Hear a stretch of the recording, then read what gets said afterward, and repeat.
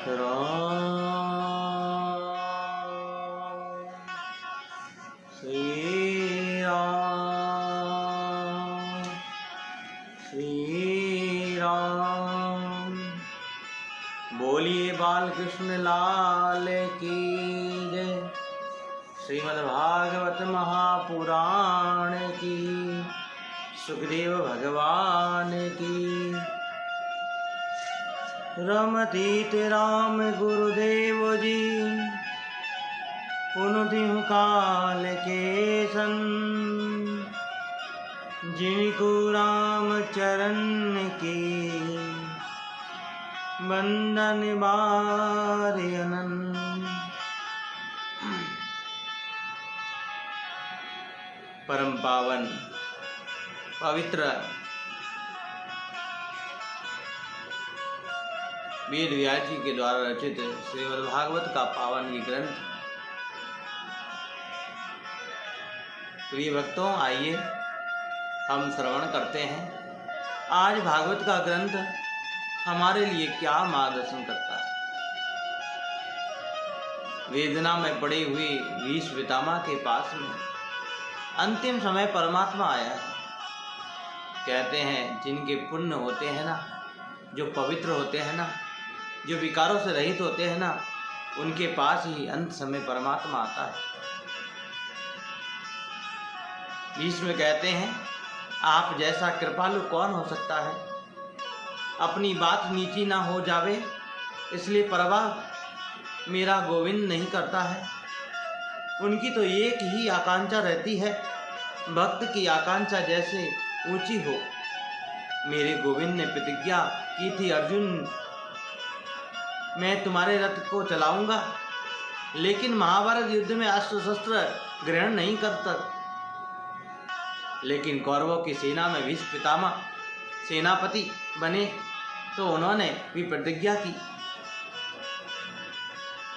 आज जो हरि ही शस्त्र ना गहाऊं, तो लाजो गंगा जननी को मैं शांतन सुत ना कहाऊं। यदि मैंने कृष्ण के हाथ में शस्त्र न उठवाया तो मैं गंगा पुत्र नहीं कहलाऊं, शांतनु विहारी नहीं कहलाऊं। भीष्म ने प्रतिज्ञा कर ली। अब अर्जुन के रथ में सामने विराजमान है श्री कृष्ण। भीष्म ने बाणों की बौछार लगाई।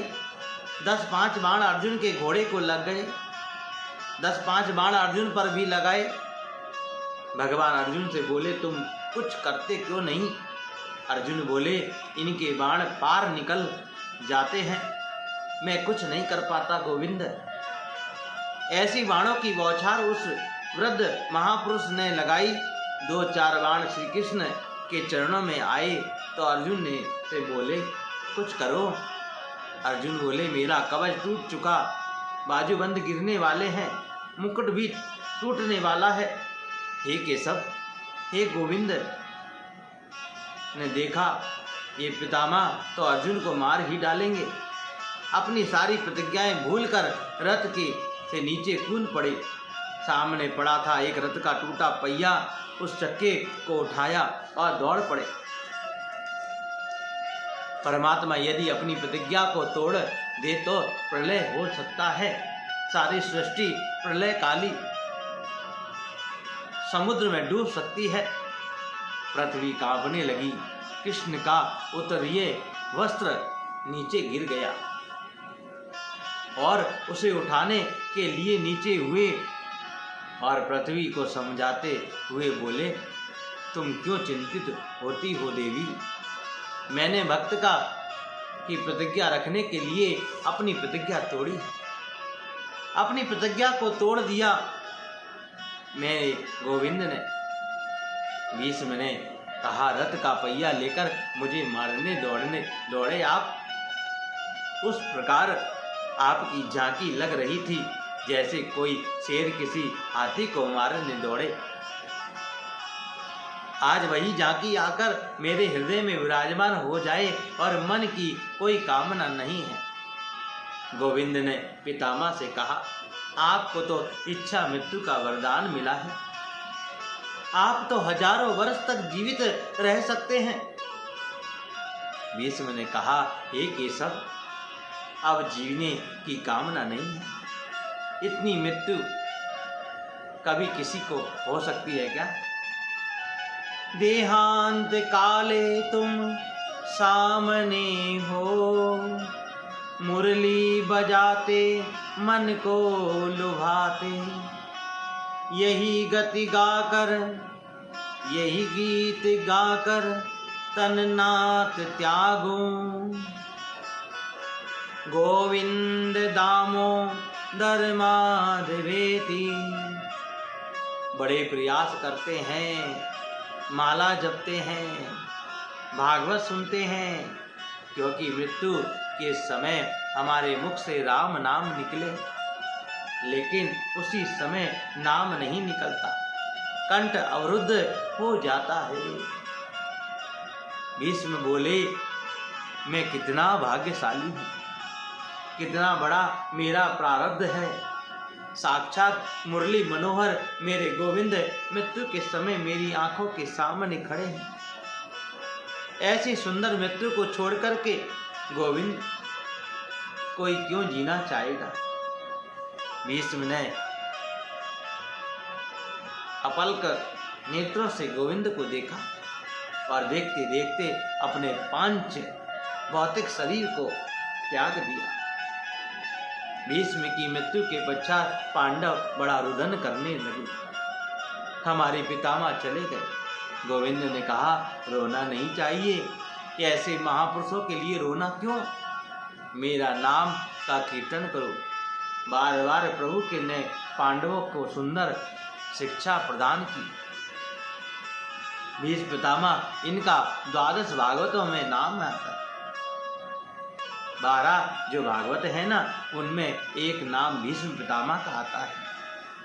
उनकी मृत्यु के उपरांत के संस्कार पूरे किए। पांडवों के सामने मेरे गोविंद बैठे हैं। पांडवों से बोले, आप लोगों का वनवास पूरा हो गया, आपको राजगद्दी भी मिली, समाज में आप लोगों की प्रतिष्ठा भी बढ़ी। अब मेरी कामना ये है कि मुझे जाने की अनुमति प्रदान करें, मैं द्वारका जाना चाहता हूँ। पांडव बोले, गोपाल, आप जब जाने को कि कहते हो तो लगता है प्राण निकल जा रहे हैं, लेकिन हमारी वजह से द्वारिकावासियों को तकलीफ हो, हम यह भी तो नहीं चाहते। इसलिए प्रभु को जाने की अनुमति प्रदान हो गई। युधिष्ठिर ने कृष्ण को हृदय से लगाया और अर्जुन से कहा, तुम कृष्ण की सुरक्षा करते हुए जाना। आहा, कितना सुंदर भाव है। अर्जुन समझ गए भैया जी ने के मन में कृष्ण के प्रति वात्सल्य भाव है। वात्सल्य भक्ति परमात्मा की बड़ी निराली है। हर समय बालक स्वरूप में परमात्मा को समझना, इसलिए उनको चिंता है कि कोई चोर कृष्ण की सामग्री को लूट ना ले, ये डर है। इसलिए युधिष्ठिर जी ने अर्जुन को साथ भेजा। भगवान द्वारका की ओर प्रस्थान कर गए। अपने महलों की अटारियों पर खड़ी होकर कुरुकुल की नारियों ने कृष्ण को भावभीनी विदाई दी। श्री कृष्ण ने बुजुर्गों को प्रणाम किया, साथियों को गले लगाया। सत्याकी, उद्धव आदि सब श्री कृष्ण के साथ हैं। अर्जुन भी श्री कृष्ण के साथ जा रहे हैं जंगल पार कराने के लिए। आज द्वारकाधीश को जैसा ही पता चला, द्वारकावासियों को जैसे ही पता चला, पांडवों को विजय श्री दिला करके आज मेरे गोविंद आ रहे हैं, मेरा कन्हैया आ रहा है, बस पूरे मार्ग पर पुष्प बिछाए, पुष्पों की वृष्टि कर दी, जगह जगह तोरण द्वार सजाए। आज माता देवी की मन में बड़ी प्रसन्न है। आज मेरा गोपाल पांडवों को विजय श्री दिलाकर आ रहा है। कृष्ण ने जैसे ही द्वारका में प्रवेश किया, उनके पहले ही आसपास के जो कौल व्हील निषाद हैं, उन निषादों ने श्री कृष्ण से पूछा, मेरी अनुपस्थिति में आप लोगों को किसी प्रकार का कष्ट तो नहीं हुआ?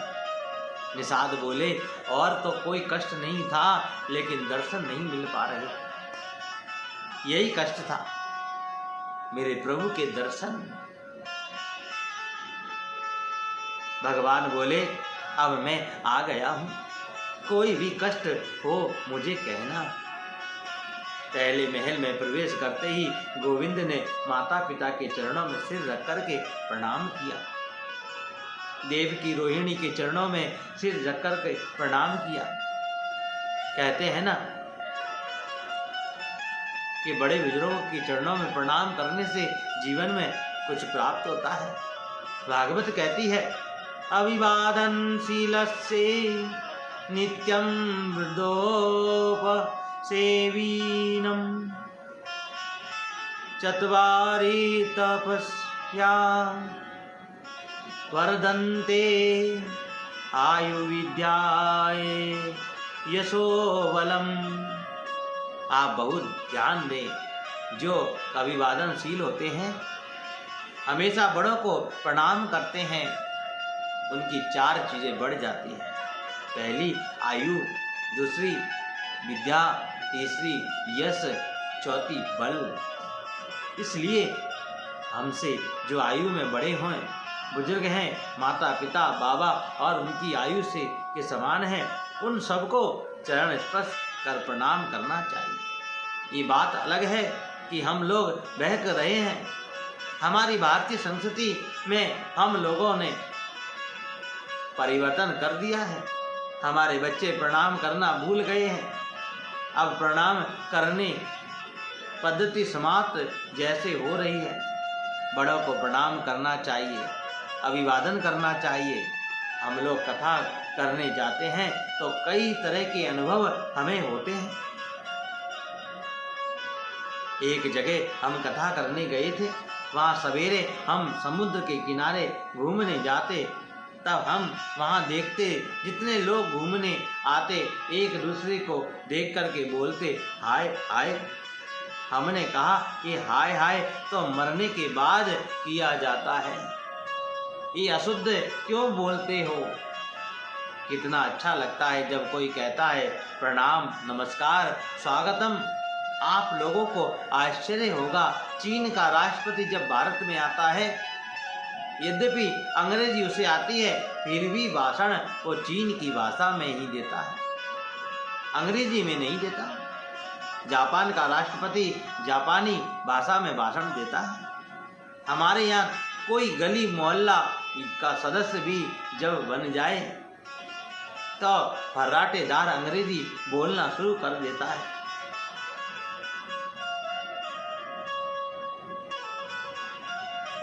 एक बार एक शहर में तो एक माता बड़े गौरव से बोली, महाराज ये मेरा सबसे छोटा बेटा है ना।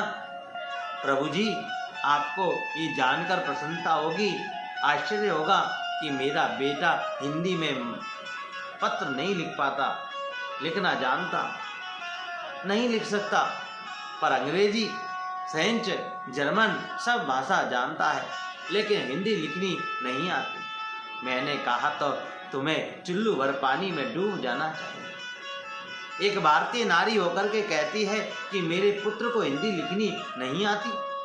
बड़ी शर्म की बात है। जरा सोचिए ये कितनी दुख की बात है सज्जनों। अपनी संस्कृति से प्यार करें, अपने धर्म से के प्रति अनुकूल रखें। प्रत्येक घर में मंदिर होना चाहिए। माता शत्रु पिता बैरी एन बालो न पाठीनता। शास्त्र कहते हैं वो माँ तो अपने पुत्र की शत्रु है जो अपने बालक को सुंदर शिक्षा नहीं देती। सुंदर शिक्षा होनी चाहिए पुत्र के लिए, सुंदर विचार उसके मन में बनाएं। हनुमान चालीसा घर में सबको पढ़ना चाहिए। बच्चा स्कूल जाते हैं तो उससे कहो चलो मंदिर में भगवान को प्रणाम करो। फिर दादा दादी माता पिता सब बड़ों को प्रणाम करके स्कूल जाओ। ऐसे संस्कार हमारे घरों में होने चाहिए। बचपन से जो संस्कार हम अपने बच्चों में डालते हैं वही संस्कार जीवन पर्यंत रहेंगे बच्चों में। बच्चों के सामने कभी गलत बात बोलनी नहीं चाहिए। बच्चों के सामने चरित्र का रूप से कोई गलत हरकत नहीं करनी चाहिए। उनके सामने अच्छा व्यवहार करें। जो आप करेंगे वही कार्बन कॉपी के रूप में बच्चे देखेंगे। मेरे गोविंद द्वारकाधीश हैं, द्वारका के नाथ हैं, लेकिन माता पिता के चरणों में सिर रख कर के प्रणाम किया। और जैसे ही कन्हैया ने माँ को प्रणाम किया, माँ देवकी के नेत्रों से अश्रुओं की धारा बह चली और उठाकर मेरे गोविंद को अंक में भर लिया। देवकी मैया ने कहा, कितना बड़ा राजा है मेरा पुत्र, लेकिन कितना विनम्र है, कितना विनयी है। इसीलिए जीव को कितना ही बड़ा बन जाए मनुष्य, परंतु उसके अंदर नम्रता होनी चाहिए। बड़ा कौन है? जो नम्रता वाला है। जिस वृक्ष के में फल ज्यादा होंगे वो नीचे झुकेगा। जिस व्यक्ति में गुण ज्यादा होंगे वो भी नीचे ही और झुकेगा। सूखी हुई लकड़ी कभी झुकती है क्या? मूर्ख व्यक्ति कभी झुकना जानता है क्या? बड़प्पन तो वही है जो विनम्र होते हैं। इसीलिए प्रिय भक्तों, जीवन के अंदर एक बात ध्यान रखें कि हम हमारे अंदर अगर परमात्मा के राह पर चल रहे हैं, अच्छे संस्कार हैं, तो उनको देखने के लिए क्या करें? क्या प्रमाण होगा? आपके अंदर नम्रता होगी। इसीलिए कुछ भी करें या ना करें, पर अपने अंदर नम्रता लाएं, प्रेम लाएं, दया लाएं, अपने बड़े बुजुर्गों का सम्मान करें। यही आज का संदेश भागवत का है। इतना कहकर के मैं अपनी वाणी को विराम देता हूँ। बोलिए बाल कृष्ण लाल की, कृष्ण कन्हैया लाल की, श्रीमद् भागवत महापुराण की।